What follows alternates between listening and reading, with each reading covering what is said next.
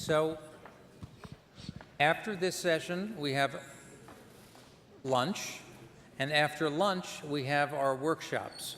One of the workshops is going to focus on strategic and policy issues, how your tax dollars and mine can be used to further and promote what we're doing, not to hinder and interfere with what we're doing, while maintaining that time-honored American principle that regulations are really important as long as they don't apply to anything we want to do.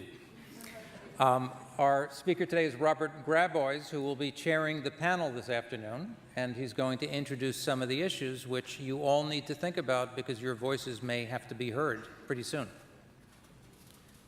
Thanks, John. I'm Bob Graboyes of the Mercatus Center at George Mason University in Arlington, Virginia. Thank you. Thank you. We're so proud to be participating today, and I have to brag that we began to participate on day 2 of the idea. So we're like the founding families of this event. And by the way, the reason I'm speaking this morning is because we got put up against printing and assembling. And I said, John, why would anyone want to come to see us talk about policy? We're the only people here wearing suits. Anyway, but I just want to assure you, I and my colleagues, Adam Thayer and Richard Williams, and from the FDA, James Coburn, that we're really interesting. So you should stop by, please, and we don't mind if you come in for a bit and then wander out to the other one. So we're from really an economic research institution in Virginia. And so the question is, why are some economics guys talking? Well, I don't know if you know how important what you're doing is. This is not just about hands. It's not just about 3D printing or prosthetics or any of that. At least in my view, this is the vanguard of where healthcare is going in general over the next 25 to 30 years, and you are going to be remembered as one of the groups that really started us on new roads.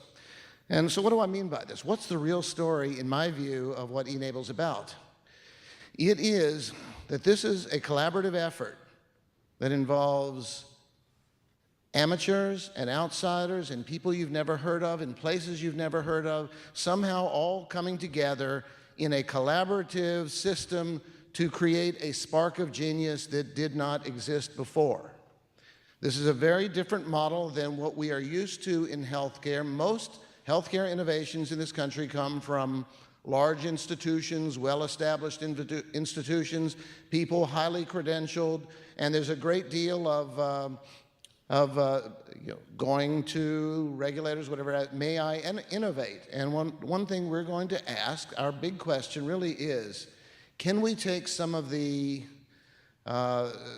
spirit of e-NABLE and apply it to other areas of medicine and healthcare where it's a little bit harder to apply because, obviously we don't want a group like this making pharmaceuticals and trying it on one another, but the question is, how do we build institutions that, to some extent, bring in the brilliance of amateurs? I'm reminded, I have no idea if he's here today, but there's a kid I've been reading about for a while, 15-year-old from somewhere around here, Jack Andraka, who, after a family friend died of pancreatic cancer, he found out that the test cost, I think it was $800. He decided he needed to do something, and at the age of 15, invented a 3-cent test, working in collaboration with people at Johns Hopkins.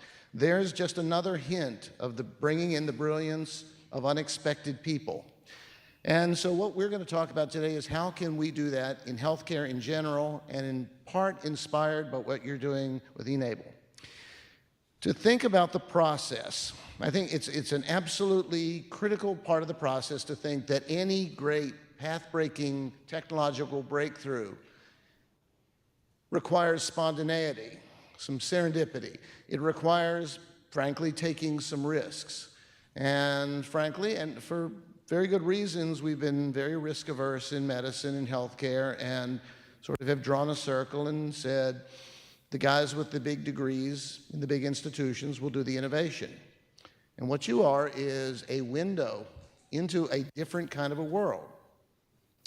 And let's think about the other big field where we see exactly the opposite model over the last 25 years. Think of information technology, by which I mean both computers and telecommunications and the combination of them. Picture you go out there on one of the 3D printers and you manufacture a time machine and go back to 1989. And you've got about an hour to talk to, I don't know, your grandfather or your mother or maybe yourself 25 years ago. And you've got an hour to explain iPads, iPhones, Kindle, emails, Google Hangout, YouTube, Google Translate, Skype, Street View, Siri, Netflix, Twitter, and iTunes. Add in some drones, add in 3D printers, which existed then, but probably very few of us had even heard of them at the time.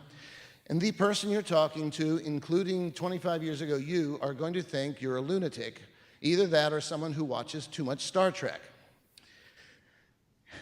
And yet somehow we got from 25 years ago to now where these things are all commonplace, and most of us are using half these things in this room right now as we speak. And so, well, I am often told, well, that's very different from healthcare. Healthcare is extremely, you can hurt people, people die, people get injured if you do healthcare wrong. And I like to point out that information technology is every bit as dangerous as healthcare. If you had gone back 25 years ago, someone could very easily have said, we really need to put the lid on this stuff because otherwise we're going to end up with online fraud, predators, terrorism, violations of privacy, failures of hospital telemetry where people die because the computers go down, emergency medical systems, 911, failure of OnStar when you're going into the river and the OnStar fails. We could very easily have reached a point where we said, no, it's too dangerous, we need to stop and go very, very slowly. And I think actually one of the really interesting political science questions for the next century will be, how come they let them do it? And I think, and by the way, all the risks that you might have worried about then are real. They're true. They happen every single day, and people, frankly, die because of computer failures or because of problems, etc. There were legitimate concerns, but we decided 25 years ago when ARPANET went into the internet and just went wild that we were going to take the risks, we were going to manage them, we were going to develop institutions to manage it, we were going to let genius flourish. And I think most of us, I think it'd be very hard-pressed to find anyone in the room here who regrets that. And in fact, e-NABLE could not have existed had we clamped the lid on technological innovation 25 years ago. Now, by the way, I've asked my students, I teach at a couple of universities in addition. My students are doctors, nurses, health administrators, and I've asked them, if you were to get in the time machine and go back 25 years and tell someone then what's happening in medicine, what would astound them? What would they say that's not even possible? Because, I've got Siri on this. If I went back and told my father 25 years ago I would have a computer this big that would talk to me, he wouldn't have believed it. I wouldn't have believed it. And interestingly, my students in medicine are very hard-pressed to come up with any examples. They will come up with a few, but oddly, most of the examples they come up with are things in telemetry, in information technology. I say, okay, that's an interesting thing, that the parts of medicine you think have been the most dynamic and explosively innovative are the parts that aren't really medicine. They're the parts that are information technology. So, however, I am solidly convinced that if you were to get in that time machine and travel 25 years into the future, you would find a medical world that you would find unbelievable, science fiction. You would be pinching yourself and couldn't believe what's happened. We're on the verge, as I guess it was Andreas this morning said, 3D printed organs. He said in the next couple of decades. I don't know nearly as much. I know barely anything about the process, but I'm guessing it's a lot faster than that. Just as 25 years ago, you couldn't have guessed the speed of innovation. And one of the things is the innovations that we're talking about, nanobots that will go into your system and repair broken genes, 3D printed organs, wearable telemetry, smart systems, artificial intelligence that guides you through your health.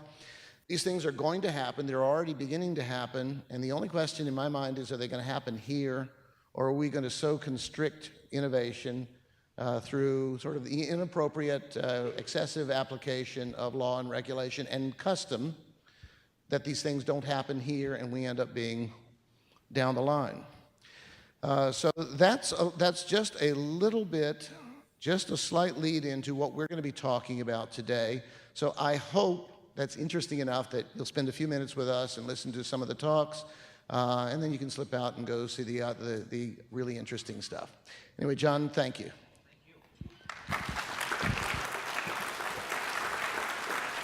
9 minutes. Well done.